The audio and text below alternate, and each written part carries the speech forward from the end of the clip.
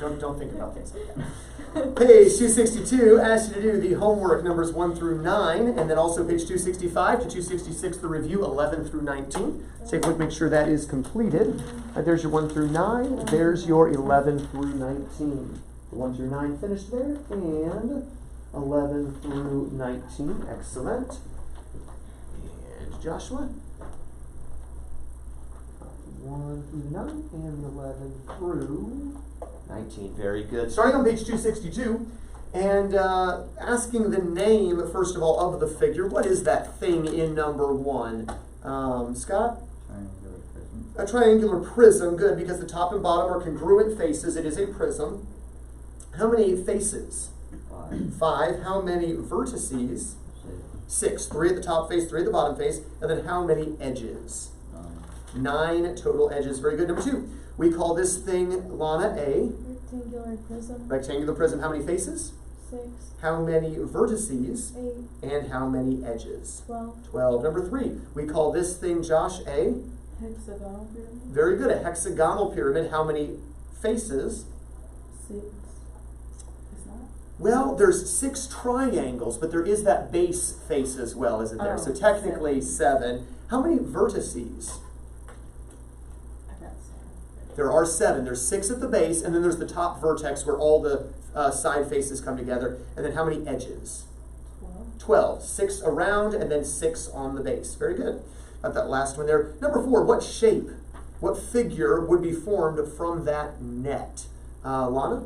What rectangular prism? Good, a rectangular prism. But by the way, all the rectangular faces would all be congruent, and because you have square faces at the ends or at the bases. Good. And then number 5, Scott, that net forms a square pyramid is correct. Number 6, finding the surface area of that figure, Joshua. I got 95 feet. Great job. The base is 5 feet, and so you find the area of the base is 5 by 5 or 25 square feet. And then each triangle is a half base times altitude, but there's 4 of them, so that's 2 times base times altitude, or technically the slant height there, which gives you 70 more square feet, giving you 95 square feet. Great job. Number 7, finding the surface area of that sphere. That's a newer figure for us, Lana. What is the formula for the surface area of a sphere? 4 pi r squared. Good, 4 pi r squared, giving you an area of? 2,461.76 inches squared. Great job. That's if you used 3.14, 2,461.76 square inches. But I would look at 14 as a multiple of 7, and I would go with the 22 sevenths here. 4 times pi times r squared, meaning 14 by 14, which would allow me to cancel. And now I can do 4 times 22 times 2 times 14. Let's see, that'd be 88 times 2 is 176, which would give me an even 2,464 square inches, which is, again, slightly different, but both of them are approximations anyway. So approximately 2,464 inches squared. If you had done the 22 sevenths thing, either answer is accepted. I'm guessing from your faces, all of you did 3.14? No, I did 22. You did 22 sevenths, hey. Did you, I assume you got this right? Yeah. Before I clap. Okay, good. Great job. Proud of you for recognizing the 7 in that. Great job, Josh. All right. Disappointed in you. Take back everything I said about you. All right. Number 8. A quart of paint will cover 100 square feet. How many quarts will be needed to paint the walls of a room? Walls of a room. Hey, walls. What are we talking about here, class? Lateral surface area. Good. So we're looking for the lateral surface area then. Upper room with a length of 12, width of 10, height of 8. What did you get for your answer on number 8? 2 steps here. And Scott, what did you get? I always forget the 2 times. Okay. Lana? I got 6. I think you might have done full surface area. I got 352. Ooh, okay. Actually, correction, your answer may not be wrong. All right, so we've got 2 length height, 2 width height, right? We just don't do length width, because that would be the floor and ceiling of the room. So length is 12, height is 8. We need to do twice that. And then 2 times width of 10, height of 8. That gives me 160. That gives me 192, which, yes, is 352 square feet. But the question didn't ask what is the lateral surface area. It said how many quarts of paint are we going to need. And every quart, Joshua, can cover 100 square feet. How many quarts is that going to take? Wait. Every 100 square feet is a new quart. 3. Well, but 3 would only get 300, so we actually need 4. Because you can't buy the partial quart. So just get a gallon of paint and you're good. It's basically the moral of the story, I guess, right? You need 4 quarts, because that gives you up to 400 square feet. We have between 3 and 400, so we have to round up to the 4th quart. If you said 3.52 quarts, you're not wrong, but you would need to buy 4 quarts, right? It didn't ask how many quarts would you need to buy. It just said how many quarts will you need. You will need 3.52. You would be left over with 0.48 quarts after you bought the 4 quarts. But anyway, I digress. Questions on 8. Does it make sense now? All right, then number 9. The 6 faces of a yellow cube will be painted with a blue circle having a 1 foot radius. If the edges of the cube are 2 feet long, I'm trying to picture this. How many square feet of the cube will be blue and how many will be yellow? First of all, we have to figure out what is the surface area of the entire cube, correct? All right, so for a cube, what's the surface area formula? Lana, back to you.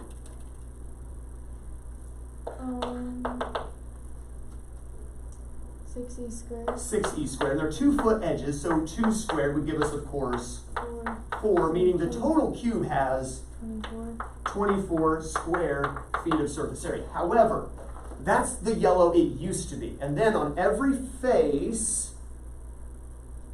we're putting a blue circle for no good reason. Now, interestingly, it says a 1 foot radius. What would be the diameter of the circle then, class? 2 feet. So literally, the face is 2 feet by 2 feet, and the circle is going to fill all the way to the edges like this, right? So you understand, much of the yellow is going, hold on, Glenn. Much of the yellow is going to be covered up. I'm sending y'all to the library first. You can use the restroom afterward. Much of that yellow is going to end up being covered up by the blue. So we should expect not to have a whole lot of yellow left. I want to find the surface area, or the area of the circle, correct? Area of a circle would be what here? Scott?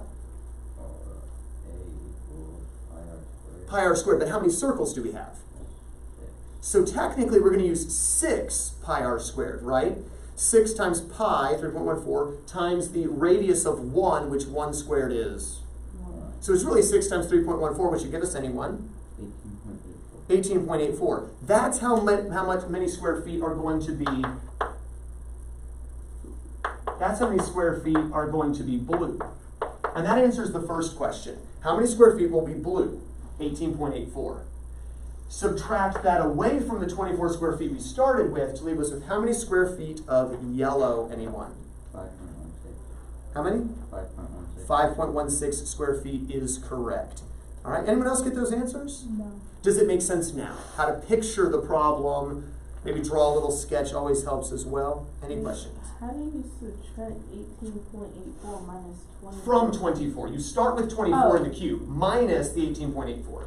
Yeah, otherwise you'd wind up with negative area, which would be very strange. I'm not sure how you would draw that one. All right, Hayden, come get the pass. Give it to Mom. And what did he say? I'm sorry, 5.16 is the answer for the yellow area. 5.16 square feet of yellow area. Behave, children. See, look at that, thinking ahead. Way to go, Mom. Poor Maddie. All right, anyway. Pick on everybody. All right, questions on this? Questions on this. All right, any questions at all on that section of the homework, the 1 through 9? All right, turn over to page 265. I have way too much fun at my job. And I get not nearly enough sleep, so between the two of those.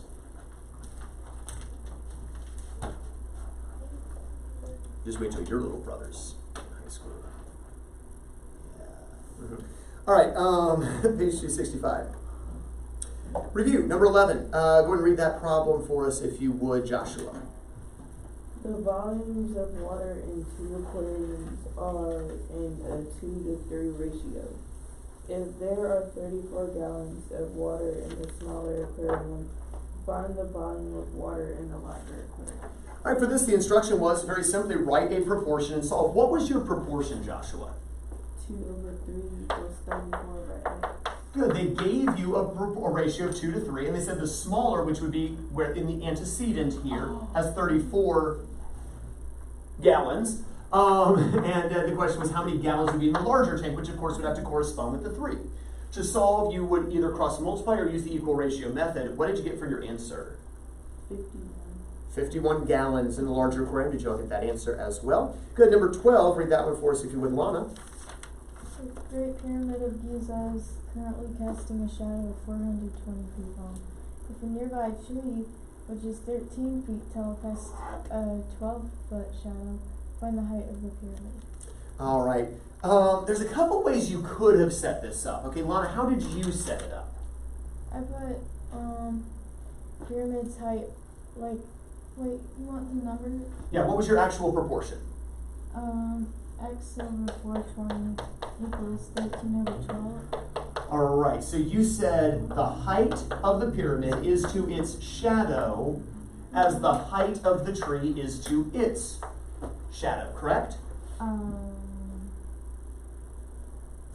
Right, 13-foot tall tree, 12-foot shadow. Yeah, so height, which we don't know, is to shadow, which we're told, as height, which we do know, is to shadow, which we're told. This is one way to set it up. You could have also said height of tree is to height of pyramid, as shadow of tree is to shadow of pyramid. That could have worked as well. Did you gentlemen set it up any way other than one of these two? There are a couple more ways you could have done it, but these are the most natural. Did the first one. You did the first way. I think that's the best way, right? Put the pyramid on one side, put the tree on the other, and again, you could have put shadow over heights. You could have flip-flopped those ones, as long as you kept heights as either tops or bottoms, shadows as either tops or bottoms. When you cross-multiplied, Lana, your answer was? 455. 455 feet is correct. Did you gentlemen get that as well? Excellent. Number 13, give the abbreviation for the 3 properties that can be used to show that 2 triangles are congruent. Kind of a weird way of asking, but you remember we had those 3-letter ways of describing congruency? Josh, what were those 3 ways to show triangles congruent? SAS, ASA, and SSS. Good. SAS, ASA, SSS, all with capital letters, of course. Number 14, name 2 things that must be true for any 2 polygons to be similar. Scott. The sides of the angles have to be proportional. You're right about the sides. They have to be proportional. The angles better not be. Well, they better be a proportional ratio of 1 to 1. They have to correspond, no. The corresponding angles have to be equal. Sides have to be proportional. Angles have to be equal for polygons to be similar. Number 15, for each polyhedron, give the number of faces, vertices, and edges. Oh my. Letter A, the square pyramid would have how many faces, class? 5. For sake of time, we would also have 5 vertices and a total of 8 edges. For letter B, the rectangular prism, class, obviously how many faces? 5. 6. Rectangular prism. So you've got 2 faces at the ends and then 4 faces going around. 6 faces, that would give you 8 vertices and 12 edges. Letter C, triangular pyramid, or a tetrahedron. How many faces? 4. 4, therefore also 4 vertices and 6 edges. Letter D, a hexagonal pyramid. How many faces? 7. 7. Same as the other homework question. Yeah, it's 7 because the base, it counts as one of them, and then the 6 around the side. Also 7 vertices and 12 edges. A cube, how many faces? 6. That gives you 8 vertices and 12 edges. And the triangular prism, 5 faces, 6 vertices, and 9 edges. All right, moving on. Number 16, find the lateral surface area of a cube that has a 5.5-foot edge. What is our formula for lateral area of a cube, Joshua? LA equals 4E squared. Good, 4E squared.